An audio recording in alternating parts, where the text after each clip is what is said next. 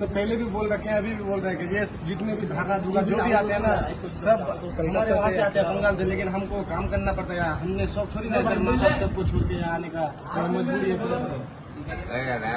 बंगला ही बोलते हैं क्योंकि यहाँ पर सरकार जो बोल रही है कि बंगला बोलने से बांग्लादेशी है, तो हम तो हिंदी बोल लेते हैं, लेकिन हम बंगला बोलना चाहते हैं। लेकिन सरकार भी देखे कि हाँ बंगाली बंगला बोलता है।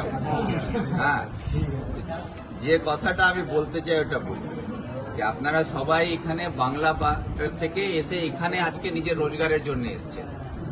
তার কারণটা হচ্ছে কি আমাদের পশ্চিমবাংলা সরকার যেখান থেকে আজকে এত বেশি সংখ্যায় পরিযায়ী শ্রমিকরা আপনারা এখানে এসেছেন, এটার মূল কারণটা কি আমাদের সরকার ওখানে আপনাদের জন্য কোনো কলকারখানা ইন্ডাস্ট্রি তৈরি করতে পারছে না।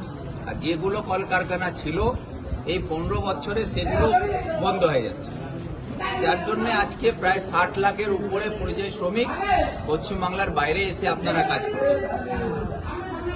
আর এখানে যে ফ্যাক্টরিগুলোতে আমি যাচ্ছি এখানে দেখছি আপনাদের যে মাদুর বলে বাংলাতে, जिसको आप लोग दरी बोलते हैं, এটা যে তৈরি হচ্ছে তার জুট পশ্চিমবাংলা থেকে আসছে, তার দড়ি এগুলো বাংলা থেকে আসছে, জিনিসপত্র সব বেঙ্গল থেকে আসছে, লেবার বেঙ্গলের, মেটেরিয়াল বেঙ্গলের, পরিশ্রম বাঙালিরা করছে, কিন্তু সমস্ত কলকারখানা হরিয়ানাতে আছে। এটা রাজ্য সরকারকে লজ্জা হওয়া উচিত कि রাজ্য সরকারের দায়িত্বের মধ্যে পড়ে কি বাংলার মানুষ যাতে বাংলায় তাদের হাতে কাজ থাকুক সেই কাজের ব্যবস্থা দিতে পারছে না, আর বরঞ্চ ওখানে বসে আপনাদেরকে বাঙালিদেরকে পরামর্শ দেওয়া হচ্ছে কি বাঙালিরা ফিরে বাড়িতে চলে আসুক। এই কথাটা যখন বলছেন কি একটা হরিয়ানাতে সরকার বাঙালি বলে আপনাদের উপরে অত্যাচার করছে, বাংলাদেশি বলে আপনাদেরকে ধরছে মারছে, তার প্রতিবাদ করার জন্য রাজ্য সরকার কোনো ব্যবস্থা না নিয়ে উল্টো বলছে বাংলায় ফিরে চলে আসুন।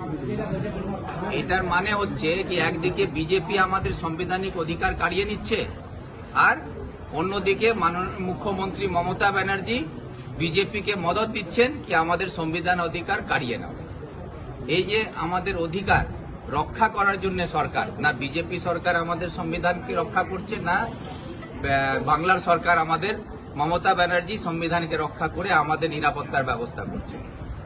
এর জন্য আপনাদের সকলের কাছে আমরা যারা এসেছি শুধু এটাই বলার জন্য যে আপনাদের ভয় পাওয়ার দরকার নেই। আপনাদের অস্ত্র হচ্ছে একটাই, সেটা হচ্ছে দেশের আইন আর ভারতের সংবিধান। এই দুটো ছাড়া আর আমাদের কোনো অস্ত্র নাই। এটাইকে নিয়ে আগামী দিনে আমাদেরকে লড়ে নিজের অধিকার রক্ষা করে মাথা তুলে বাঁচতে হবে। সে হরিয়ানাতে থাকুন বা দিল্লিতে থাকুক বা গুজরাটে থাকুক বা ভারতবর্ষের যেখানেই থাকুক, সেই অধিকারটা আমাদের রক্ষা করতে গেলে লড়াই করতে হবে।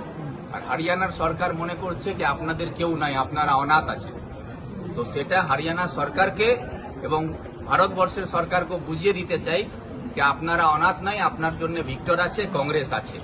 এটা আমার